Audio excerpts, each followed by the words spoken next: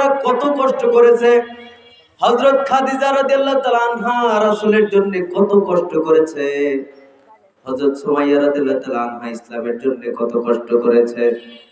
হযরত সুমাইয়া রাদিয়াল্লাহু তাআলা আনহাকে যখন আবু জেহেল বলল, তুমি নাকি কালেমা পড়েছো, তোমার ছেলে আম্মার কালেমা পড়েছে, তুমিও কি কালেমা পড়েছো? বলল যে হ্যাঁ, আমার ছেলে কালেমা পড়েছে, এতে শাসন করারও কিছু নাই, আমার ছেলে কালেমা পড়তেই পারে, তার কারণ আল্লাহ এক, আল্লাহ সত্য, এটা আমরা বিশ্বাস করি।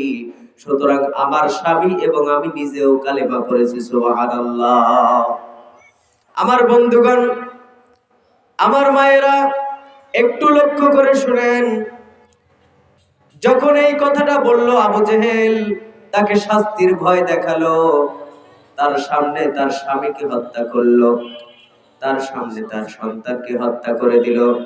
আমার মায়েরা, এবারে হযরতে সুমাইয়া রাদিয়াল্লাহু তাআলা আনহা তিনি যখন বললেন যে আমি কালেমা ছাড়বো না, কালেমা ছাড়বো না, তারপরেও যখন আবু জেহেল বলল যদি না ছাড়ো তাহলে তোমার উপরে অনেক অত্যাচার হবে, অনেক নির্যাতন হবে, আমার ভাইরা এই কালেমার জন্য এত কষ্ট করেছে, এত পরিশ্রম করেছে, তারা এত অত্যাচার সহ্য করেছে। এই আবু জেহেল তার হাতে থাকা সেই তরবারি, তার হাতে থাকা সেই খঞ্জর দিয়ে হযরত সুমাইয়া রাদিয়াল্লাহু তাআলা আনহার লজ্জাস্থানে এমন একটা আঘাত করে দিল, সঙ্গে সঙ্গে হযরত সুমাইয়া রাদিয়াল্লাহু তাআলা আনহা শহীদ হয়ে গেল।